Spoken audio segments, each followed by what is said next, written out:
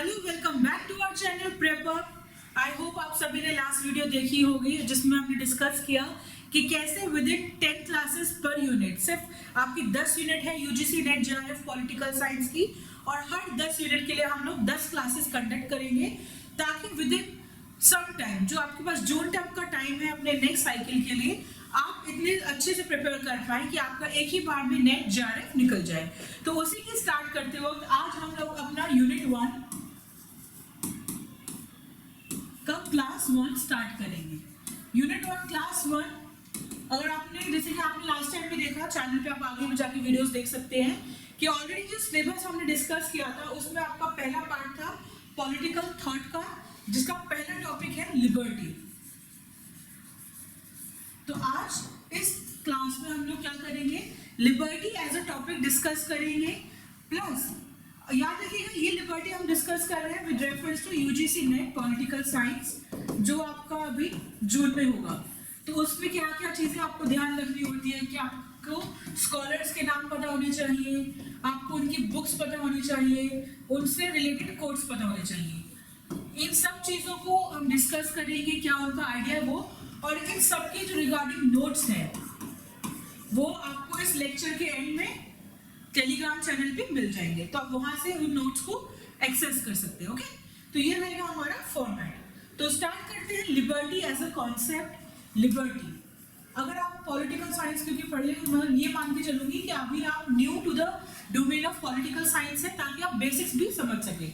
Liberty जब हम concept की बात करते हैं तो उसका बहुत एक्सप्लिसिट जो मीनिंग है that is freedom.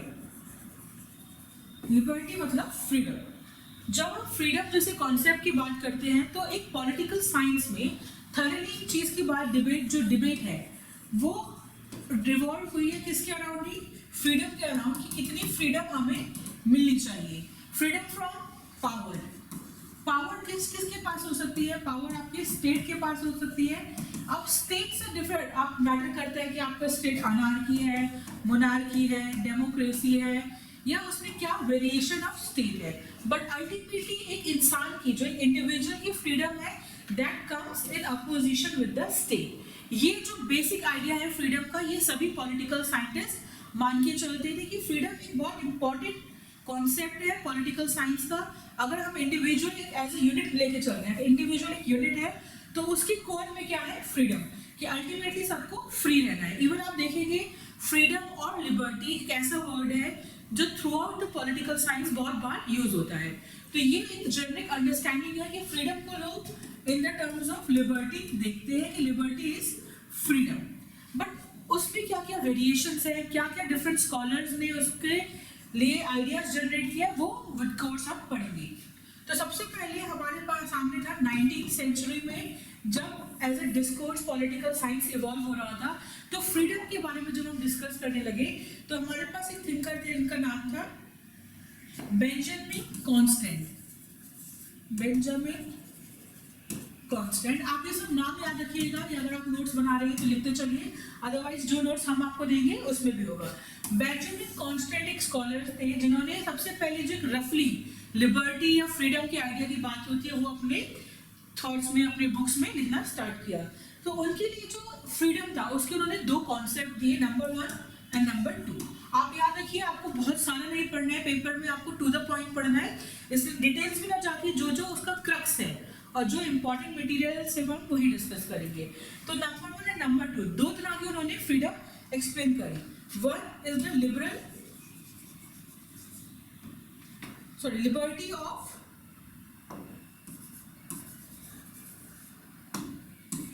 first is liberty of ancients and second is liberty of moderns। तो उन्होंने दो लेवल पे इसको डिवाइड किया कि हमारे पास फर्स्टली एक एंशिएंट लिबर्टी है और दूसरी मॉडर्न लिबर्टी है। अब मॉडर्न लिबर्टी जैसे नाम से स्टार्ट समझ आएगा, मॉडर्न देश में या मॉडर्न सेंस में लिबर्टी आपको किससे चाहिए, अपनी गवर्नमेंट से चाहिए, कि आपकी जो गवर्नमेंट है आपकी लाइफ में ज्यादा इंटरफेयर ना करे, आपके पास वो लेवल की फ्रीडम हो। एंड एंशिएंट टाइम में आपको फ्रीडम किस चीज के लिए चाहिए, कि आप पॉलिटिकल लाइफ में पार्टिसिपेट कर सकें। It is of political participation. तो ये दो लेवल पे उन्होंने फ्रीडम को एक्सप्लेन किया, one is the ancient and other is the modern. तो ये आइडिया धीरे धीरे कंटेस्ट होने लगा, डिबेट होने लगा, तो बहुत से लोगों ने उसको एज अ स्टार्टिंग पॉइंट या as a point of reference लिया। उसके बाद 20th सेंचुरी ऑनवर्ड्स हमारे पास स्कॉलर्स आए, लाइक सबसे important scholar Isaiah Berlin. Isaiah Berlin बहुत इंपॉर्टेंट स्कॉलर हैं। जब भी आप लिबर्टी की बात करें पेपर में, आप हर बार एक क्वेश्चन आंसर देखेंगे, स्पेशली इनके 2 कॉन्सेप्ट्स ऑफ लिबर्टी, जिसको उन्होंने बोला भी है 2 कॉन्सेप्ट्स ऑफ लिबर्टी, इनकी बुक का नाम भी था 2 कॉन्सेप्ट्स ऑफ लिबर्टी, ये इनकी बुक का नाम है। इसमें उन्होंने लिबर्टी के 2 कॉन्सेप्ट्स की बात की है, first is positive and other one is negative. कि आपका एक नेगेटिव कॉन्सेप्ट है, एक पॉजिटिव कॉन्सेप्ट है। पॉजिटिव कैसी हुई लिबर्टी कि वो आपको फ्रीडम दे रही है कुछ करने की, तो फ्रीडम टू डू समथिंग, कि आपके पास फ्रीडम है कि आप कुछ भी कर सकते हैं, तो ये क्या है पॉजिटिव कॉन्सेप्ट। और नेगेटिव कैसी कि फ्रीडम फ्रॉम समथिंग, कि आपको सपोज कोई स्टेट मारेगा नहीं तो आपको क्या मिली फ्रीडम फ्रॉम समथिंग। तो फ्रीडम किससे मिली, किसी भी स्टेट से, इंडिविजुअल से, और कुछ करने की freedom, freedom to do something. इस 2 तरीके से उन्होंने क्या किया, लिबर्टी को या फ्रीडम को एक्सप्लेन किया। यहाँ से बहुत से प्रोपोनेंट्स ने क्या किया, पॉजिटिव एंड नेगेटिव कॉन्सेप्ट को एज अ बेसिस ले लिया कि ये क्या है हमारे लिए एक बेसिस ऑफ लिबर्टी है, जिससे उन्होंने कहा कि अब हम लिबर्टी को समझेंगे। तो ये आपके लिए नाम बहुत इंपॉर्टेंट है। उसके बाद धीरे धीरे हमारे पास और थिंकर्स आए, जिसमें एक और नाम शामिल है टी.एच. ग्रीन। टी.एच. ग्रीन एक और थिंकर थे जिन्होंने लिबर्टी की बात करी, बट वो किस तरह की लिबर्टी को एंडोर्स करते थे, पॉजिटिव लिबर्टी। जैसे कि मैंने बताया कि जब इसाया बर्लिन ने क्या किया, आपको पॉजिटिव एंड नेगेटिव लिबर्टी का कॉन्सेप्ट दे दिया, तो उसके बाद जितने भी थिंकर्स आए उनको हम इन्हीं कैटेगरीज में क्लब करने लग गए, या तो वो पॉजिटिव बात कर रहे हैं या वो नेगेटिव लिबर्टी की बात कर रहे हैं। तो ये 2 डोमेन्स क्रिएट हो गए। इस वीडियो के एंड में हम एक कंपैरेटिव चार्ट देखेंगे, जिससे हमको पता चल जाएगा कि कौन से थिंकर्स नेगेटिव लिबर्टी वाले हैं, कौन से पॉजिटिव वाले हैं। उसके बाद आपके लिए सबसे इंपॉर्टेंट जो थिंकर था वो था आर.एच. टॉनी। आर.एच. टॉनी का सबसे फेमस कोट भी ये था कि if you want to make the pikes happy you have to remove the minnows. Means अगर आपको फ्रीडम एक्सरसाइज करनी है, अगर आपको सच में किसी को फ्री करना है, आपको लगता है कि कोई फ्री है, तो वो फ्री क्या किस चीज से होगा, एब्सेंट ऑफ रिस्ट्रेंट्स। कि आपको वहां से सारे रिस्ट्रेंट्स, जो भी चीज उसको रोक रही है, या कॉन्स्ट्रेंट्स, जो भी उसकी लाइफ में दिक्कतें हैं, अगर आप उनको रिमूव कर देंगे, only then you are fully free. तो एब्सेंस ऑफ कॉन्स्ट्रेंट आप जहां पर भी देखिए, that is a concept given by R H. Tawney. बहुत इंपॉर्टेंट था क्योंकि बहुत से लोग अब जो इनिशियल डेफिनेशन लेते हैं फ्रीडम की या लिबर्टी की, it is just absence of restraints या कॉन्स्ट्रेंट्स। उसके बाद हमारे पास एक और इंपॉर्टेंट शख्स जो आता है वो है जे.एस. मिल। अब जे.एस. मिल, जिसका पूरा नाम जॉन स्टुअर्ट मिल, जे.एस. मिल इसलिए भी इम्पोर्टेंट है क्योंकि जो उनका जो इनिशियल लाइफ था, वो हम जो कॉन्सेप्ट्स आगे पढ़ेंगे स्कॉलर वाइज उसमें डिस्कस करेंगे, but just to give you a brief, वो ऑलरेडी वेस्टमिनिस्टर में एक एमपी थे, दैट इज ब्रिटिश गवर्नमेंट के अंडर एज अ मिनिस्टर वो ऑपरेट कर रहे थे। और इनिशियली उनके फादर जेम्स मिल ब्रिटिश सरकार को सर्व कर रहे थे किस टाइम पे, जब इंडिया एक कॉलोनी था। तो उन्होंने इंडिया की हिस्ट्री के बारे में बहुत एक्सटेंसिवली लिखा है, and he was obsessed as a father, he was obsessed कि वो अपने बच्चों को सब कुछ पढ़ाएंगे। तो उन्होंने काफ़ी इनिशियल स्टेजेस से, एट द एज ऑफ 3 ही उन्होंने अपने बच्चे जे.एस. मिल को काफ़ी कुछ पढ़ाना स्टार्ट कर दिया था। तो at the age of 20 he had a breakdown या मेल्टडाउन जिसे कहते हैं, कि उन्हें लगा कि बहुत ज़्यादा इन्फ्लुएंस है वो अपने फादर के थॉट से।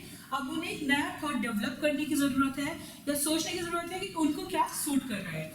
तो यहाँ से उन्होंने अपने फादर के आइडियाज से डिपार्ट करते हुए खुद के आइडियाज़ को उन्होंने समझना शुरू किया, और इसीलिए लिबर्टी का कॉन्सेप्ट बहुत इंपॉर्टेंट है कि उन्होंने लिबर्टी के कॉन्सेप्ट को बिल्कुल नई तरीके से समझा। उसमें उन्होंने सबसे इंपॉर्टेंट चीज़ क्या दी, हार्म प्रिंसिपल।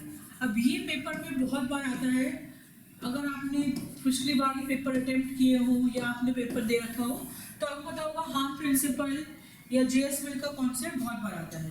उसमें उन्होंने क्या बोला कि कोई भी एक्शन होगा वो क्या होगा, या तो सेल्फ रिगार्डिंग होगा या फिर अदर रिगार्डिंग होगा। अगर आप कोई भी काम कर रहे हैं, सपोज अगर मैं आज सोचूं कि मुझे सुसाइड करना है, तो सेल्फ रिगार्डिंग है क्योंकि उससे सिर्फ मुझे फर्क पड़ रहा है। लेकिन अगर मैं सोचूं मैं इस पूरी बिल्डिंग में आग लगा देती हूँ क्योंकि मुझे सुसाइड करना है, लेकिन इस बिल्डिंग में और भी लोग रह रहे हैं, तो उसमें अदर रिगार्डिंग भी होगा। तो यहाँ उसने बहुत इंपॉर्टेंट डिस्टिंक्शन ड्रॉ किया है मिल ने, क्या कि जब भी आपको सिर्फ अपनी बातों से फर्क पड़ता है, जब तक आप खुद उस चीज के लिए रिस्पॉन्सिबल हैं या फिर वो आपकी की लाइफ से इन्फ्लुएंस है, तो वो सेल्फ रिगार्डिंग है। बट द मूवमेंट किसी और को भी आपके उस एक्शन से फर्क पड़ रहा है, फॉर एग्जाम्पल अगर आप बिल्डिंग को आग लगा देंगे तो उस बिल्डिंग में और भी लोग हैं, तो that is other regarding action. तो हमें कहाँ रुक जाना चाहिए, जो हमारी फ्रीडम है, जिस फ्रीडम की या जिस लिबर्टी की हम बात कर रहे हैं, वो कहाँ जाके स्टॉप हो जाएगी अगर वो किसी और को हार्म कर रही है। तो this is the harm principal. अगर मेरी फ्रीडम एक्सरसाइज करने की वजह से किसी और को हार्म होगा तो वहां मेरी फ्रीडम रुक जाएगी। तो हार्म प्रिंसिपल का बहुत सिंपल लॉजिक क्या है, हार्म प्रिंसिपल आप जब भी देखेंगे कि मुझे किसी और को हार्म नहीं करना। If my action is harming others, that means I have to give away my freedom. तो मुझे अपनी फ्रीडम को वहीं कम करना पड़ेगा, कट करना पड़ेगा। सो ये आइडिया बहुत इंपॉर्टेंट बना क्योंकि आगे जो आपके लॉज डेवलप हुए वो अराउंड इसी चीज के लिए हुए। दैट इज वाई कुछ कंट्रीज में जो सुसाइड है उसको आप इलीगल नहीं मानते हैं। क्यों? क्योंकि उसको इसी कॉन्सेप्ट पे बेस रखा गया है कि आप सिर्फ अपने आप को ही हार्म पहुंचा रहे हैं, एंड ऑन यू, आपकी खुद की लाइफ पे आपके पास क्या है, फुल फ्रीडम है, लेकिन आप किसी और को किल नहीं कर सकते। व्हाई? बिकॉज आप उनको देन हार्म कर देंगे। बेसिक लॉजिक जो उन्होंने दिया। उसके बाद आपके लिए अनदर इम्पॉर्टेंट थिंकर जिनको बार बार आप पढ़ेंगे आगे भी, आते हैं थॉमस हॉब्स। ये नाम सारे याद रखिएगा, इन्हीं से पेपर आता है आपका। थॉमस हॉब्स लेवियाथन जिन्होंने लिखी, उन्होंने एक इम्पॉर्टेंट स्टेटमेंट दिया है, सेंटेंस और कोटेशन, कि लिबर्टी क्या है, it is the silence of laws. कि जहां जहां लॉज नहीं बनाए गए हैं, लॉज क्या करते हैं, आपको रिस्ट्रिक्ट करते हैं कि आप ये नहीं कर सकते, आप वो नहीं कर सकते, आपको ऐसा रहना पड़ेगा, वैसे रहना पड़ेगा। तो जहां जहां पर लॉ साइलेंट है, मतलब जहां पर जिस चीज के लिए लॉ बना ही नहीं है, दैट मीन्स आप वो काम करने के लिए क्या है, फ्री है। तो इसलिए वो एब्सोल्यूट लिबर्टी की बात कर रहे हैं कि आपको फुल लिबर्टी देनी चाहिए अपने काम करने के लिए, आपके ऊपर कोई भी इम्पोजिशन नहीं होना चाहिए। तो ये उनका बेसिक कॉन्सेप्ट ऑफ लिबर्टी। एक और इंसान जो इस बात पे सेम एज आई वुड से मिल था, but that is John Rawls. ये जितने भी थिंकर्स हैं इनको हम आगे पढ़ेंगे जब हम थिंकर्स वाला टॉपिक कवर करेंगे, बट यहाँ हम सिर्फ उनको in the context of liberty के, लिबर्टी के कॉन्टेक्स्ट में उन्होंने क्या बात बोली वो देख रहे हैं। जॉन रॉल्स ने क्या बोला कि आपकी लिबर्टी किस चीज से देखी जानी चाहिए, कि वो कंपैटिबल है किससे, अदर पर्सन की लिबर्टी से भी। कि अगर आपकी लिबर्टी आपको एंजॉय करने का मौका दे रही है, बट उस लिबर्टी की वजह से अगर बाकी लोग हार्म हो रहे हैं या वो सिमिलर लिबर्टी एंजॉय नहीं कर पा रहे हैं, तो दैट शुड बी स्टॉप, तो उसको वहां पे रोक देना चाहिए। तो ये हुआ उनका कॉन्सेप्ट ऑफ लिबर्टी। लिबर्टी को आगे बढ़ाते वक्त एक और जो स्कॉलर थे जिनका नाम था जॉन लॉक। जॉन बहुत फेमस, आप देखिए बार बार जॉन नाम रिपीट होता है क्योंकि it is a very famous British name. तो जॉन लॉक का भी ये मानना था, उन्होंने कॉन्सेप्ट दिया टॉलरेशन, कि जब तक आप उसको टॉलरेट कर पाए, कि आपको क्या करना है, टॉलरेशन दिखाना है। लिबर्टी के साथ साथ आपको एक और कॉन्सेप्ट का ध्यान रखना है, क्या वो, टॉलरेशन, कि आप उस चीज को टॉलरेट कर पाए। तो आपको क्या दिखाना है, टॉलरेशन। टॉलरेशन के साथ साथ आप कई बार पेपर में, एग्जाम में एक और वर्ड देखेंगे, लाइसेंस। और कई बार ऐसा होता है कि लाइसेंस एंड लिबर्टी, इसमें आपको डिफरेंशिएट करने के लिए आ जाता है, और बहुत से लोग उसको डिफरेंशिएट नहीं कर पाते कि लाइसेंस क्या है। तो लिबर्टी अभी तक आपने समझ लिया कि लिबर्टी क्या है, कि वो फ्रीडम जो आप विलफुली एक्सप्रेस कर सकते हैं, यूज कर सकते हैं, मतलब जो काम आपको करने के लिए अलाउड है। लेकिन लाइसेंस मतलब क्या?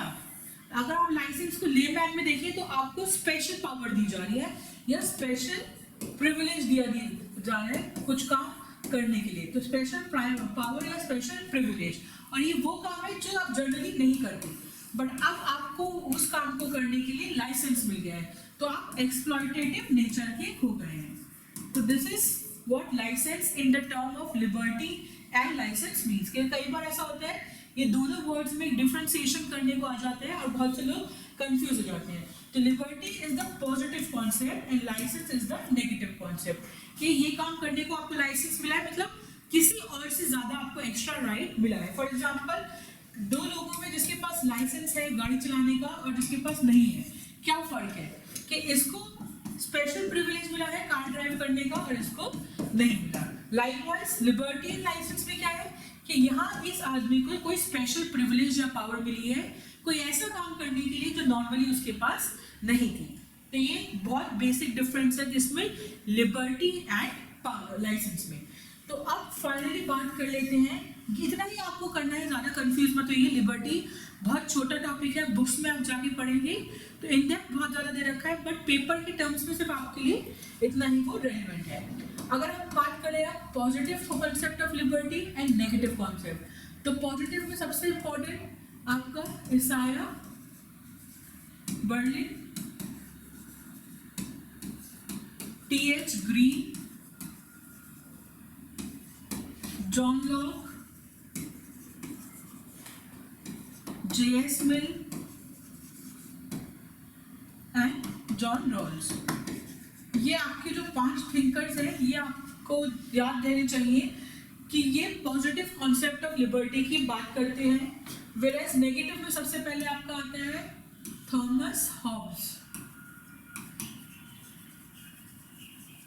Second is Nozick. नॉजिक जो वैसे तो ज्यादातर बात करते हैं किसकी, liberty in the sense of economic terms, जो नॉजिक प्लस मिल्टन फ्रीडमैन, ये दो थिंकर ज्यादातर बात करते हैं लिबर्टी के इन द इकोनॉमिक टर्म्स। कि इकोनॉमिक स्फीयर में, मार्केट प्लेस में हर किसी के पास एब्सोल्यूट फ्रीडम होनी चाहिए, जरा सा भी स्टेट कंट्रोल नहीं होना चाहिए।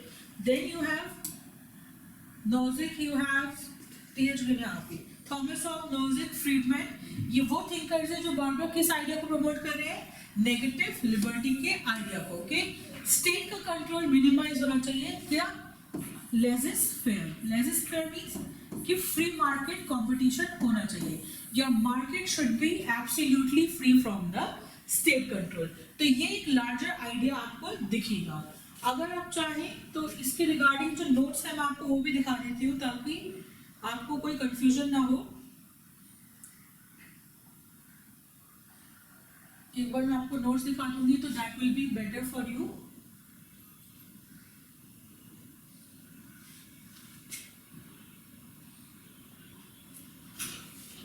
ओके, सो ये हमारे पास यहाँ पे इन्हीं सभी कॉन्सेप्ट्स के रिगार्डिंग नोट्स भी आ गए हैं। ये सारे नोट्स में आपको टेलीग्राम चैनल पे अपलोड हो चुके होंगे, तो आप टेलीग्राम चैनल से, जो प्रेपअप का टेलीग्राम चैनल है, वहाँ से आप इसको एक्सेस कर सकते हैं। तो आप देखेंगे सबसे पहले वही बात जो अभी हमने करी लिबर्टी की,